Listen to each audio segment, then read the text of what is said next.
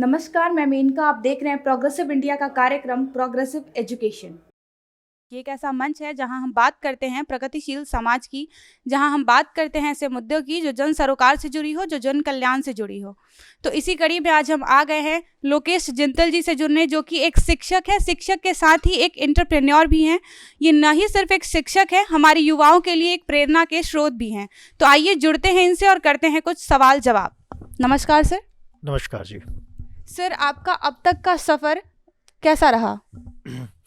जी, बहुत चैलेंजेस थे और काफ़ी बार बहुत बार मायूसी मिली, लेकिन आशा की किरण और एक पॉजिटिव आउटलुक से रिजल्ट्स भी मिले और मज़ा आ रहा है जैसे जैसे सफ़र तय हो रहा है। So it has been a mix bag of hope, despair. However we are very hopeful for a glorious future. Sir, इस फील्ड में आपको क्या क्या परेशानियां फेस करनी पड़ी है, क्या क्या चैलेंजेस आते हैं? देखिए, सबसे पहले तो एक पॉजिटिव आउटलुक रखना बहुत ज़रूरी है, क्योंकि बहुत बार हमें जोश होता है और हम बहुत एफ़र्ट्स, मन लगा के एफ़र्ट्स देते हैं, लेकिन परिणाम हमारे अनुकूल नहीं होता। बहुत बार हमें निराशा होती है कि और हम खुद पे डाउट करने लग जाते हैं कि क्या मुझ में कोई कमी है, या फिर मैं बेहतर नहीं हूँ, या फिर I am not destined for it, या फिर हम सिस्टम को दोष देते हैं कि ये सिस्टम ही ख़राब है, या फिर हम आसपास चीज़ें देखो, हम अपनी लिमिटेशंस पे ज़्यादा फोकस करने लग जाते हैं कि देखो मेरे पास क्रेडिट एक्सेस नहीं है, देखिए मेरे पास ये नॉलेज नहीं है, मेरे पास फिर इंफॉर्मेशन नहीं है, मेरे कॉन्टैक्ट्स नहीं है। तो उसके बजाय हम अगर एक आउटलुक रखें कि हमारे पास क्या चीज़ें हैं और इन चीज़ों पे फोकस करते हुए हम उन तक पहुँचे जिन चीज़ों की हमें आवश्यकता है, तो ना केवल परिणाम हमारे अनुकूल रहता है, लेकिन इसके अलावा हमें हमारा खुद का कॉन्फिडेंस बढ़ता है और हमारा जोश और बेहतर होता जाता है और हम आगे प्रोग्रेस की तरफ बढ़ते रहते हैं। It becomes a habit to succeed. समाज कल्याण में आपका क्या क्या योगदान रहा है अभी तक में? जी, मैंने द एकेडमी के नाम से इंस्टीट्यूट फाउंड किया है अब, और उसने अब तक बहुत स्टूडेंट्स को ट्रेन किया है, स्पर्धात्मक परीक्षाओं में उनका करियर बना है। मैंने Shri Vishwanath credit cooperative society संगठित की है, जिसका कार्य है जिन लोगों को क्रेडिट एक्सेस, जो सेल्फ एम्प्लॉयड होना चाहते हैं, उन सभी लोगों को क्रेडिट दिया जाता है। जैसे कुछ लोग होते हैं जो एक गाड़ी चलाना चाहते हैं, खुद की ट्रांसपोर्ट कंपनी खोलना चाहते हैं, शॉप खोलना चाहते हैं, या फिर जिनके बहुत इच्छाएं हैं आगे बढ़ने की लेकिन उन्हें क्रेडिट नहीं मिल पाता, तो हम Shri Vishwanath credit cooperative society के थ्रू उन्हें क्रेडिट प्रदान करते हैं। एक जिंदल एड्यूटेक प्राइवेट लिमिटेड मेरी खुद की फर्म है, जिसके थ्रू हम एजुकेशन को किस तरह लोगों तक पहुंचाया जाए इसे प्रोसेस करके हम ट्रेनिंग देते हैं स्टूडेंट्स को। बहुत सारे नर्सिंग, उसके बाद में बहुत सारे आईटी एनेबल्ड, कंप्यूटर्स, अकाउंटिंग, जितनी भी ट्रेनिंग कोर्सेज हैं उन्हें प्रदान किए जाते हैं, फिर उन्हें प्लेस भी किया जाता है। We train them and we place them. तो कोई भी स्टूडेंट हमारे पास आता है, कोई भी युवा आता है, कोई भी समझ लीजिए 16 साल या 25 साल, कभी कभी 35 साल तक भी आते हैं, वो अपने जॉब से खुश नहीं है, या फिर वो चाहते हैं कि उन्हें जॉब चेंज करना है, तो उन्हें डिज़ायर्ड स्किल प्रदान करके, सर्टिफिकेशन देके हम उन्हें जो है उनके मन चाहे जॉब में प्लेसमेंट देते हैं। हम बहुत सारी संस्थाओं से एफिलिएटेड हैं और इसी के द्वारा हमारा एक निरंतर प्रयास रहा है शिक्षा और रोज़गार इसे मिलाया जाए, ताकि शिक्षा एक्सेसिबल हो, क्वालिटेटिव हो, और रोज़गार मीनिंगफुल हो और सेटिस्फैक्ट्री हो। तो इस उद्देश्य को ध्यान में रखते हुए हमारा निरंतर प्रयास रहा है। सर, आपने बात किया सेल्फ एम्प्लॉयमेंट की, स्वरोजगार की, तो सर स्वरोजगार को कैसे बढ़ावा देना है? क्योंकि हर किसी को सरकारी नौकरी नहीं लग सकती, चाहे वो सरकार किसी की भी हो, सरकारी नौकरी हर किसी को नहीं लग सकती। तो सर स्वरोजगार तो करना पड़ेगा, तो इसके लिए क्या क्या इनिशिएटिव लेनी चाहिए? आपकी क्या राय है इसको लेकर? देखिए, सबसे पहले स्वरोजगार में कुछ बातें बहुत अहम है।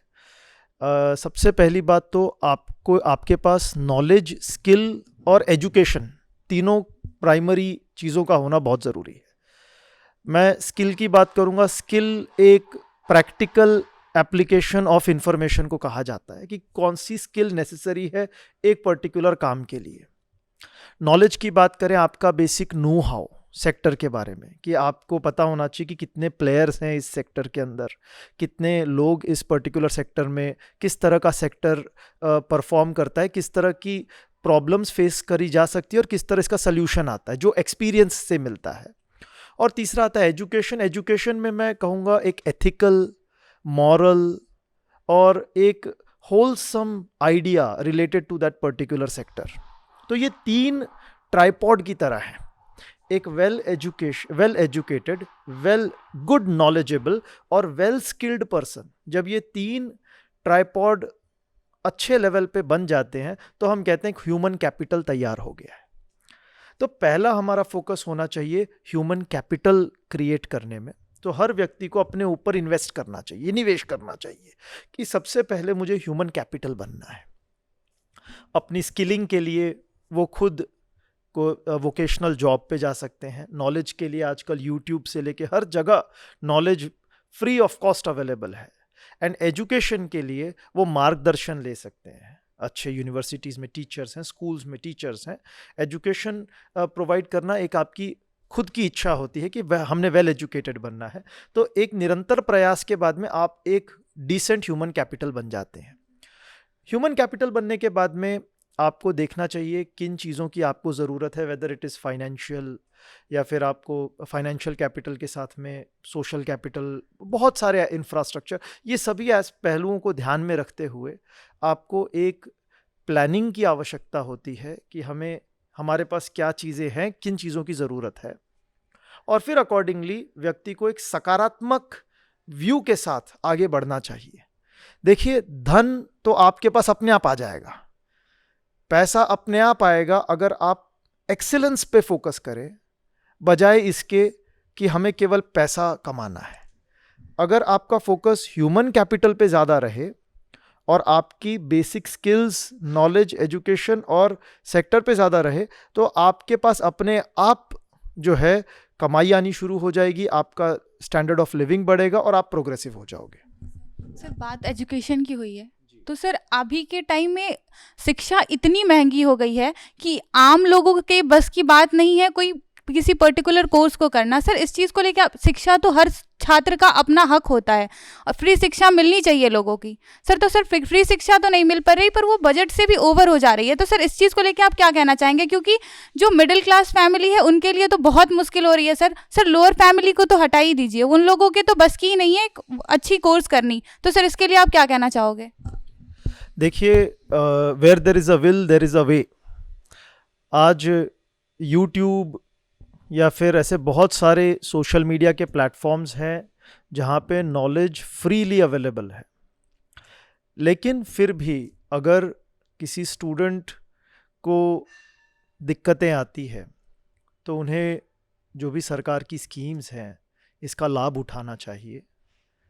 अगर सरकार की स्कीम का लाभ ना भी उठाया जा सके तो कभी कभी स्टूडेंट्स ब्रेक लेके अपनी आर्थिक स्थिति की तरफ काम कर सकते हैं। 1 से 2 साल वोकेशनल जॉब्स करके अपने फंड्स इकट्ठे कर सकते हैं और उसके बाद अपने मन चाहे करियर की तरफ जा सकते हैं। ये तो आपने बता दिया कि स्टूडेंट्स ऐसा कर सकते हैं। क्या शिक्षा के जो भाव है वो घटने चाहिए? क्या शिक्षा जो बच्चों का हक है वो उन्हें मिलना चाहिए, फ्री शिक्षा?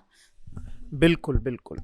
देखिए, मेरा तो मानना है फ्री एजुकेशन और फ्री मेडिकल, ये दो जो चीज़ें हैं ये फ्रीली, यूनिवर्सली, क्वालिटेटिवली एक्सेसिबल होनी चाहिए, क्योंकि यह एक हक है व्यक्ति का, एक नागरिक का, एक फुल पार्टिसिपेशन का।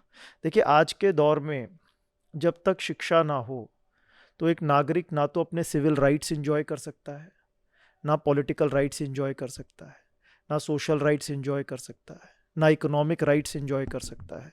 मैं तो कहूँगा कि अगर शिक्षा सभी को फ्री दी जाए तो हम एक बहुत ही प्रोग्रेसिव और एक एग्जाम्पल सेट कर सकते हैं विश्व के लिए, क्योंकि आज हम डेमोग्राफिक डिविडेंड पे है। 2022 में हमारी जो मीन एज है वो 29 ईयर्स है, और ये एक ऊर्जा का स्रोत है हमारे लिए। अगर इन सभी लोगों को फ्री शिक्षा दी जाए, मैं फ्री नहीं कहूँगा, मैं तो कहूँगा शिक्षा इनका हक है। जैसे, क्योंकि ये शिक्षा जो है ये किसी एक व्यक्ति की देन नहीं है, ये एक इतिहास का पहलू है। आर्यभट्ट ने जब जीरो बनाया तो वो जीरो का उन्होंने कॉपीराइट नहीं लिया, वो जीरो जो है उन्होंने आगे जनरेशन्स को दिया है। तो जो भी शिक्षा की अगर हम बात करते हैं, ये एक संस्कृति की देन है, भले ही वो विज्ञान हो या कला हो या किसी भी क्षेत्र की शिक्षा हो, वो एक अपने आप में हमारी संस्कृति है, और हर व्यक्ति का हक है उसके ऊपर मालूमात करना, उस चीज़ को जानना और अपने आप को बेहतर करना। तो बिल्कुल मैं आपसे सहमत हूँ, शिक्षा फ्री होनी चाहिए, जितनी भी मालूमात है उसका बिल्कुल प्रावधान होना चाहिए, और किसी भी व्यक्ति को शिक्षा और अपने मन चाहे करियर से वंचित नहीं करना चाहिए। सर, जो हमारा जो भी समाज है अभी, उसमें शिक्षा की बात की जाए तो हम बहुत सारे ऐसे क्षेत्र हैं जो शिक्षा के लिए बहुत पीछे छूट गए हैं। सर, उन लोगों के लिए कोई मैसेज? देखिए, आपका कहना ये है कि जैसे कुछ ह्यूमैनिटीज़ के सेक्टर्स होते हैं, कुछ सब्जेक्ट्स हैं, लैंग्वेजेस हैं, जिनके ऊपर ध्यान नहीं दिया जाता, क्योंकि आजकल हम कमर्शलाइजेशन ऑफ एजुकेशन की तरफ जा रहे हैं। बिल्कुल आपने सही मुद्दा उठाया है। देखिए, शिक्षा इवोल्यूशनरी है। इसका मतलब शिक्षा को बढ़ने में सभी विषयों का योगदान होता है, क्योंकि ये एक जनरेशन दर जनरेशन इवॉल्व होता है। तो बहुत सारे सब्जेक्ट्स होते हैं, culture, anthropology, biology, chemistry, physics, philosophy, history, psychology, sociology, बहुत सारे सब्जेक्ट्स आपस में इंटरैक्ट करते हुए आगे बढ़ते हैं। तो कभी भी अगर किसी एक सब्जेक्ट को बहुत ज़्यादा तूल दिया जाए और बाकी सब्जेक्ट्स को नकारा जाए, तो एक बहुत डिफॉर्म्ड तरह की शिक्षा आगे डेवलप होगी, जो अपने आप में दिशाहीन हो जाएगी और वास्तविकता से जुड़ी हुई नहीं रहेगी। तो ये एक एजुकेशन होगी जो क्वालिटेटिव नहीं रहेगी। तो इसीलिए एक प्रयास होना चाहिए सरकार की तरफ से कि सभी विषयों पर ध्यान दिया जाए, सभी विषयों की तरफ, सभी विषयों की ग्रोथ देखी जाए। जो विषय कमर्शियल वर्ल्ड में इतना ज़्यादा सीख नहीं किए जाते, उन पर स्पेशल तरह का ध्यान देते हुए फंडिंग के थ्रू उन्हें भी एक एट पार लेवल पे लाया जाए। लिटरेचर हो, ह्यूमैनिटीज़ हो, आर्ट्स हो, परफॉर्मिंग आर्ट्स हो, साइंसेस हो, उन सभी को एक साथ लेते हुए आगे बढ़ा जाए, तो निश्चित ही शिक्षा अपने आप में एक बहुत बड़ा माध्यम बन जाएगी समाज का सुधार करने के लिए। सर, हमारे जो देश भर के स्टूडेंट्स हैं, जो यूथ हैं, कॉम्पिटिटिव एग्जाम का प्रिपरेशन कर रहे हैं, सर उनके लिए कुछ मैसेज हमारे मंच के थ्रू आप देना चाहेंगे? जी बिल्कुल। सबसे पहले तो वो युवा जो स्पर्धात्मक परीक्षा के लिए तैयार होता है, मैं उसके जोश की सराहना करता हूँ। वो एक अपने आप में बहुत अच्छी बात है, और हर युवा को, चाहे वो किसी भी वर्ग का हो, किसी भी क्षेत्र का हो, अपने आप को स्पर्धात्मक रखना चाहिए। और स्पर्धात्मक परीक्षा उस स्पर्धात्मक एटीट्यूड को तैयार करती है। तो युवा जो है, उनका जोश सराहनीय होता है। बहुत अच्छा लगता है मुझे जब स्टूडेंट्स अपने साथ सपने भरे हुए लेके आते हैं, पूरे जोश के साथ निरंतर सुबह शाम मेहनत करना चाहते हैं, कुछ बनना चाहते हैं।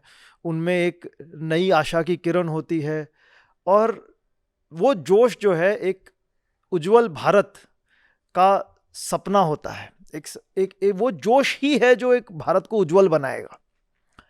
और मैं इन स्टूडेंट्स को कहूँगा कि ये अपना जोश निरंतर कायम रखना है। आपको कभी भी ये नहीं सोचना है कि आपको निराशा हाथ लगेगी, ऐसा कभी नहीं होता है। अगर आपका जोश निरंतर कायम है, आपके प्रयास बहुत अच्छे हैं, आपकी मेहनत में सच्चाई है, आप एक अच्छे इंसान हो जो अपने लक्ष्य की तरफ निरंतर बढ़ रहे हो, तो आपसे आपकी सक्सेस को कोई नहीं छीन सकता। ये कभी नहीं होगा। मैं worst of the worst case की बात करता हूं। सपोज 1 या 2 अंक से आप छूट भी गए तो किसी ना किसी स्वरूप में शिक्षा जो सक्सेस आपके पास अपने आप आ जाएगी। तो सबसे पहले तो सभी युवाओं को ये बात अपने जहन में अच्छी तरह से बांध लेनी चाहिए कि उनके मेहनत पर ही उनकी सफलता आधारित है और किसी चीज पर नहीं है। कोई आपके साथ में अगर प्रतिस्पर्धी है, उसकी आर्थिक स्थिति कैसी है, सामाजिक स्थिति कैसी है, वो व्यक्ति किस बैकग्राउंड से है, इससे कोई फर्क नहीं पड़ता। ये केवल आपकी खुद की मानसिकता है। अगर आपको थोड़ा किसी विषय में अपने आप को कमज़ोर लगता है, आपको उस पर मेहनत करनी चाहिए और 1 या 2 महीने के निरंतर प्रयास में उस कमज़ोरी को भरा जा सकता है जी। और आपको ये नहीं सोचना है कि बिना कोचिंग क्लास किए आप स्पर्धात्मक परीक्षा नहीं क्लियर कर सकते, ऐसा बिल्कुल नहीं है। अगर आपके अंदर तीव्र इच्छा है, आप मोटिवेटेड हो, फोकस्ड हो, तो आप एक सेल्फ स्टडी के थ्रू, स्वाध्याय के थ्रू भी स्पर्धात्मक परीक्षा सफल कर सकते हो और एक अच्छा करियर बना सकते हो। प्रोग्रेसिव इंडिया के कार्यक्रम प्रोग्रेसिव एजुकेशन की मुहिम के बारे में आप क्या कहना चाहेंगे? सबसे पहले तो मैं आप लोगों को कॉन्ग्रेचुलेट करना चाहूँगा। ये आपने बहुत ही बड़ा प्रयास शुरू किया है। देखिए, आज के हमारे युवाओं को जोश दिलाना और सकारात्मक रखना ये बहुत बड़ी आवश्यकता है। आप एक बहुत बड़ा काम कर रहे हैं। मैं नहीं देखना चाहता कि ये डेमोग्राफिक डिविडेंड हमारा डेमोग्राफिक डिजास्टर बने। ये डेमोग्राफिक डिविडेंड हमारे लिए एक ऐसी एसेट होनी चाहिए जिसके थ्रू हम एक नया भारत निर्माण करेंगे। और आपकी ये जो मुहिम है ये सराहनीय है। इसकी मैं वंदना करता हूँ। और साथ में मैं चाहूँगा जितने लोग इससे जुड़ें, जितने सफल लोग जुड़ें इसके साथ, जितना ज़्यादा लोगों आपस में हमारे समाज को प्रोत्साहित करें, उतना ही हम इस देश को प्रगतिशील करेंगे, उतना ही हम इस देश का भविष्य उज्जवल करेंगे। आपको अगर हमारे इस ऑर्गेनाइजेशन के साथ जुड़ने का मौका मिलेगा तो क्या आप जुड़िएगा? बिल्कुल, मैं तो अपने आप को ऑलरेडी जुड़ा हुआ मानता हूँ आपकी इस ऑर्गेनाइजेशन से, क्योंकि आपका जो लक्ष्य है और आपका जो उद्देश्य है वो कहीं ना कहीं मेरे लक्ष्य और उद्देश्य से मिलता जुलता है। हम दोनों ही समाज और देश के प्रति एक उज्जवल भविष्य की कामना करते हैं। तो अपनी पूरी कैपेसिटी के साथ मैं आपके साथ जुड़ा हुआ अपने आप को महसूस करता हूँ जी। जैसा कि आपने देखा, लोकेश जी ने हमारे युवाओं के लिए बहुत अच्छे मैसेजेस दिए हैं। जो मेहनत करता है उसे कामयाबी भी मिलती है। धन्यवाद।